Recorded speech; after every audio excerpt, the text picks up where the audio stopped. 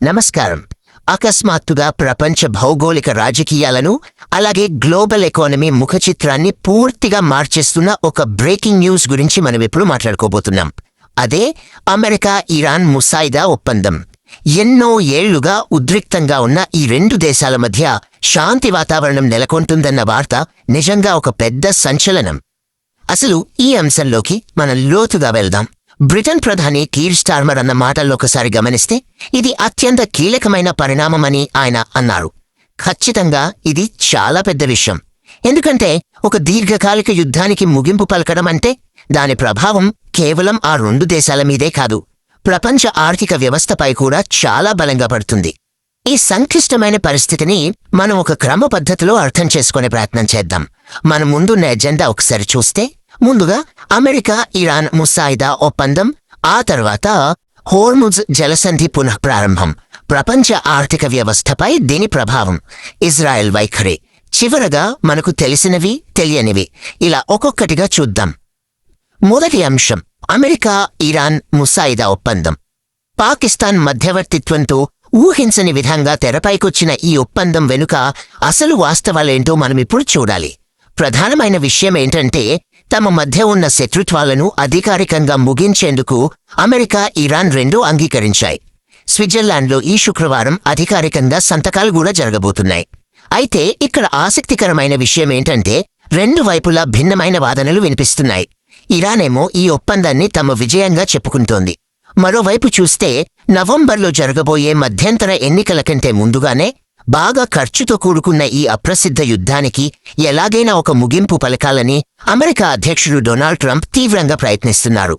అసలు ఈ అవగాహన ఒప్పందంలో రాసి ఉన్న ముఖ్యమైన అంశాలు ఎంత బలమైనవో ఇక్కడ చూస్తే మనకు స్పష్టంగా అర్థమవుతుంది. ముందుగా అన్ని చోట్ల సైనిక దాడులను తక్షణమే నిలిపివేయాలి. ముఖ్యంగా లెబనాన్కు కూడా ఈ కాల్పుల విరమణ వర్తించడం ఒక పెద్ద రిలీఫ్. అలాగే కేవలం 30 రోజుల్లో ఇరాన్ పోర్ట్ల వద్ద ఉన్న నౌకాదళ దిగ్బంధనాన్ని అమెరికా ఎత్తివేయాలి.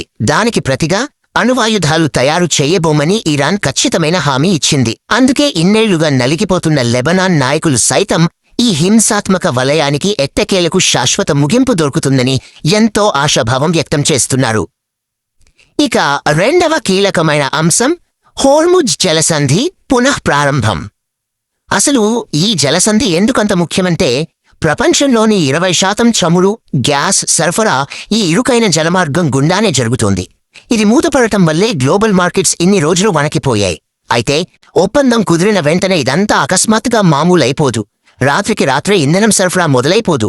లాజిస్టికల్ టైమ్లైన్ గమనిస్తే, ముందుగా జలమార్గంలో ప్రమాదకరంగా ఉన్న మందుపాత్రలను జాగ్రత్తగా తొలగించాలి. ఆ తర్వాత యుద్ధం వల్ల దెబ్బతిన్న ద్రవీకృత సహజ వాయువు అంటే ఎల్ఎన్జీ కేంద్రాలు మళ్లీ ప్రారంభం కావడానికి సుమారు 1 నెల పట్టొచ్చు. ఆ గ్యాస్ పడవల ద్వారా ప్రపంచ దేశాలకు చేరడానికి మరికొన్ని వారాలు పడుతుంది. అంటే కొత్త ఇంధన సరఫరా పూర్తి స్థాయిలో అందుబాటులోకి రావడానికి కనీసం 6 వారాల సమయం పడుతుందని నిపుణులు అంచనా వేస్తున్నారు. క్షేత్రస్థాయిలో ఉన్న వాస్తవ పరిస్థితులు ఎలా ఉన్నాయో రిటైర్డ్ అమెరికా అడ్మిరల్ మార్క్ మాంట్గోమరీ మాటల్లో ఇక్కడ మనం చూడొచ్చు.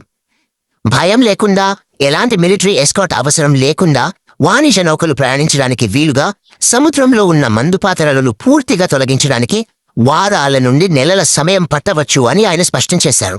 అంటే జలమార్గాన్ని మళ్లీ వాడకానికి అనుగుణంగా మార్చడం ఆచరణలో ఎంత కష్టమో మనం అర్థం చేసుకోవచ్చు. మూడవ అంశం, ప్రపంచ ఆర్థిక వ్యవస్థపై దీని ప్రభావం ఎలా ఉండబోతోందన్నది చూద్దాం. సరే, ఒప్పందమైతే కుదిరింది, కానీ దైనందిన జీవితాలపై, ముఖ్యంగా ఎకానమీపై దీని ఇంపాక్ట్ ఎలా ఉంటుంది? రాజకీయ నాయకుల మాటలను కాసేపు పక్కన పెట్టి ఖచ్చితమైన డేటాను పరిశీలిద్దాం. ఈ చార్ట్ చూస్తే మనకొక క్లారిటీ వస్తుంది.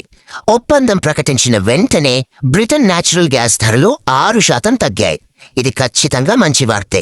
కానీ జాగ్రత్తగా గమనిస్తే ఆ ధరలు ఇంకా యుద్ధానికి ముందున్న స్థాయి కంటే 50% ఎక్కువే ఉన్నాయి. అంటే పరిస్థితి నెమ్మదిగా కుదుటపడుతున్నా పూర్తిగా సాధారణ స్థితికి చేరుకోలేదని ఈ డేటా మనకు స్పష్టం చేస్తుంది.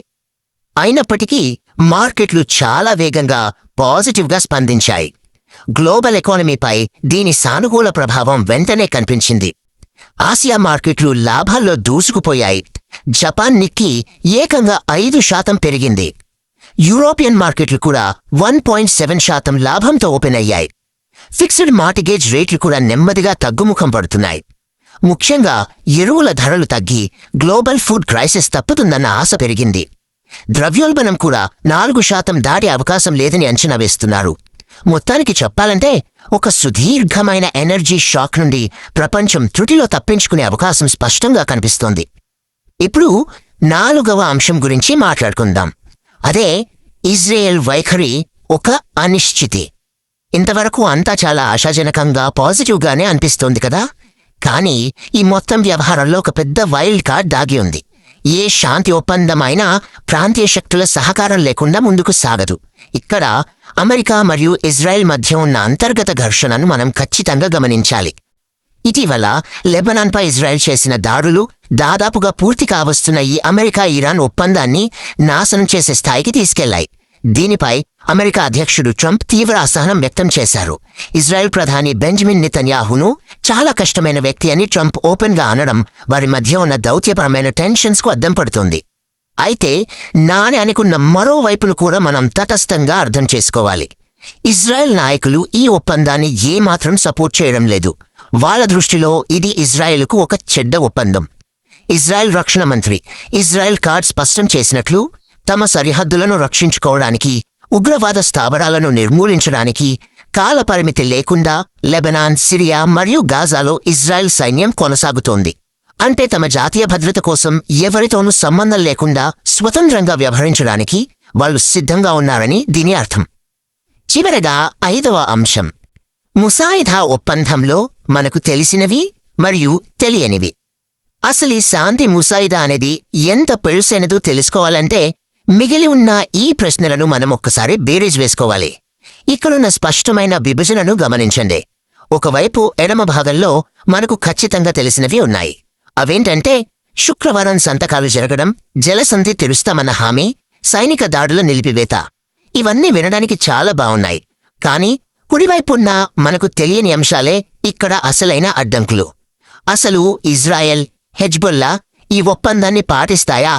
ఇరాన్ అణు కార్యక్రమంపై భవిష్యత్తులో ఎలాంటి ఖచ్చితమైన పరిమితులుంటాయి? ఇరాన్పై ఉన్న ఆర్థిక ఆంక్షల సడలింపు ఎప్పుడు ఎలా జరుగుతుంది? ఇవేవి ఇంకా స్పష్టంగా లేవు. ఇక్కడ కనిపిస్తున్న 60 అనే నంబర్ రాబోయే రోజుల్లో చాలా కీలకం కాబోతోంది. ఎందుకంటే శుక్రవారం ఒప్పందం కుదిరిన తర్వాత రాబోయే 60 రోజుల పాటు అమెరికా మరియు ఇరాన్ అత్యంత సున్నితమైన అంశాలపై లోతుగా చర్చలు జరపాల్సింది. ముఖ్యంగా ఇరాన్ వద్ద ఉన్న అత్యధికంగా శుద్ధి చేయబడిన యురేనియంను, అంటే అణ్వాయుధాలకు వాడే పదార్థాన్ని ఎలా నాశనం చేయాలి, దానికి ప్రతిఫలంగా ఆర్థిక ఆంక్షలు సడలింపు ఏ విధంగా ఉండాలి, ఇవన్నీ కూడా ఈ 60 రోజుల విండోలోనే తేలాల్సింది. ముగించే ముందు ఈ విశ్లేషణ నుండి ఒక బలమైన ఆలోచింపచేసే ప్రశ్న ఉత్పన్నమవుతోంది. రాబోయే ఈ 60 రోజుల అత్యంత సంక్లిష్టమైన చర్చలు నిజంగా ఒక శాశ్వత శాంతికి పునాది వేస్తాయా, లేక ఇజ్రాయెల్ వంటి ప్రాంతీయ వైల్డ్ కార్డ్స్ మరియు అణుసంబంధిత అపనమ్మకాల కారణంగా ఈ ముసాయిదా ఒప్పందం పూర్తిగా కుప్పకూలుతుందా? ఈ సున్నితమైన దౌత్యపరమైన బ్యాలెన్సింగ్ యాక్ట్ విజయం సాధిస్తుందో లేదో భవిష్యత్తే నిర్ణయించాలి. ఈనాటి విశ్లేషణలో మాతో పాటు ఉన్నందుకు ధన్యవాదాలు.